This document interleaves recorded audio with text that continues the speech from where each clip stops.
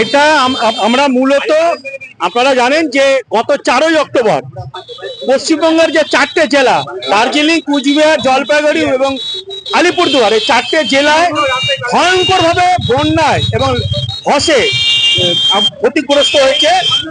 এই 4টে জেলার গবাদি পশু, মানুষ, বন্য প্রাণী, জঙ্গল, চা বাগান, বহু কোটি টাকার সম্পত্তি নষ্ট হয়েছে।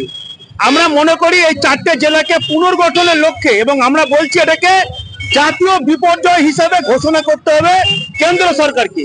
আমরা ভারতের কমিউনিস্ট পার্টি মার্ক্সবাদী ভাটপাড়া জগদ্দল এরিয়া কমিটির পক্ষ থেকে আজকে আমরা রথতলা বাজার, শীতলাতলা দোকানদার বন্ধু, ব্যবসায়ী বন্ধু সবার কাছে আমরা সাহায্যের জন্য যাচ্ছি। কারণ এটা মনে করি মানুষের পাশে দাঁড়ানো, মানুষের হয়ে কথা বলা এটা কাজ। তাই ওখানকার কমিউনিস্ট পার্টি, ওখানকার CI2, রেড ভলেন্টিয়ার, ছাত্র, যুব, মহিলা এবং সব অংশের মানুষ আজকে পথে নেমেছি। স্বভাবতই দায়িত্ব দায়বদ্ধতা মাথায় রেখেই আজকে আমরা পথে নেমেছি।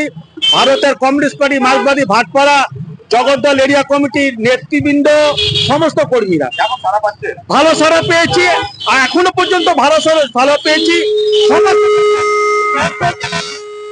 সবাই সাহায্য করেছেন এই অন্তত এই কর্মসূচিতে। কেন এটা তো আমরা মনে করি মানুষকে বাঁচাতে হবে, মানুষের পাশে থাকতে হবে, কমিউনিস্ট পার্টির যে মূল কাজ।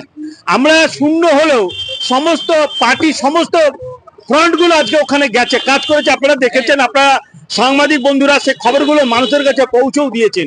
এবং স্বভাবত এই যে দায়িত্ববোধ, মানবতার বোধকে মাথায় রেখেই আজকে ভারতের কমিউনিস্ট পার্টি মার্ক্সবাদী ভাটপাড়া জগদ্দল এরিয়া কমিটির সমস্ত কমরেডরা এবং নেতৃবৃন্দ আছেন, সবাই আমরা পথে নেমেছি।